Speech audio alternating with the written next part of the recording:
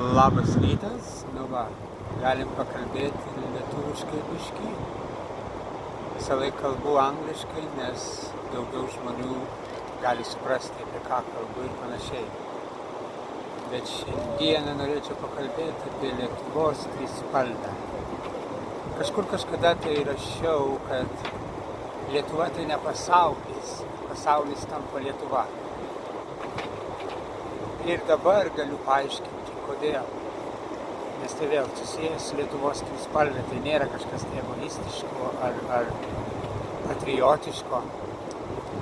Geltona spalva tai saulė, šalia tai miškų spalva, raudona spalva tai jausmas, jos visa tai žmonija. Vat kai matau Lietuvos trispalvę pritaikytą visai žmonijai. Ačiū.